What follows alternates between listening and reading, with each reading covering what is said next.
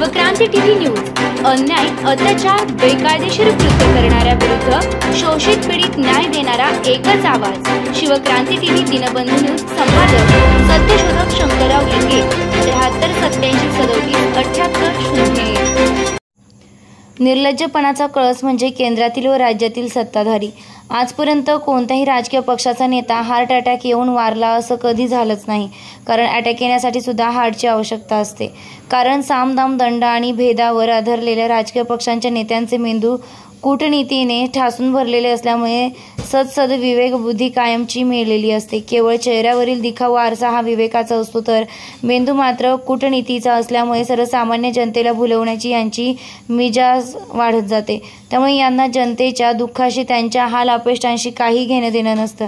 आज आमचे राज्य व देशातील बालिका, विद्यार्थिनी, महिला अशा ठिकाणी सुरक्षित नाहीत जिथे स्वातंत्र्य, समता, न्याय आणि बंधुत्वाचे धडे एका आदर्शवान शिक्षकांकडून मिळतात। जिथे कुंपणच पीक खात असेल तर न्याय कुणाकडे न्यावा। अशा घटनांनंतर एक दिवस आम्ही जनता रास्ता रोखू, आंदोलने करू, कॅन्डल मार्च काढू, निदर्शने करू, पण पुढे काय हा प्रश्नच पुन्हा निरुत्तरित राहतो। ही प्रवृत्तीच कायमची घालविण्यासाठी जनतेलाच पुढाकार घ्यावा लागेल। अन्याय सहन करण्याच्या काही मर्यादा असतात।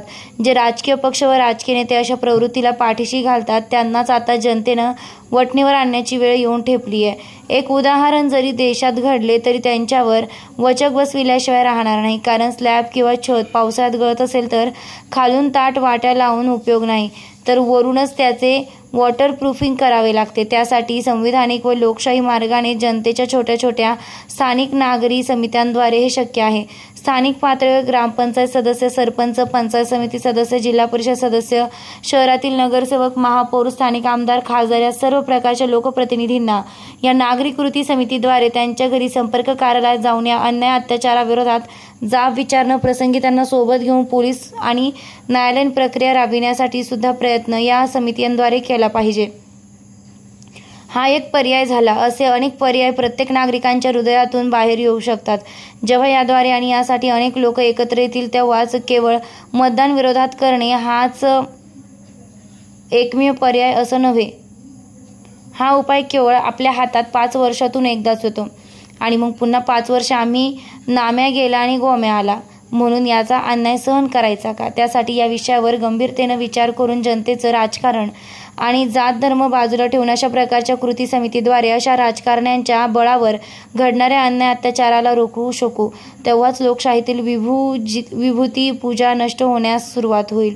जागृतीचा लेखक अनंत खेरबाजी भवरे, संविधानिक विश्लेषक औरंगाबाद रेणापूरकर।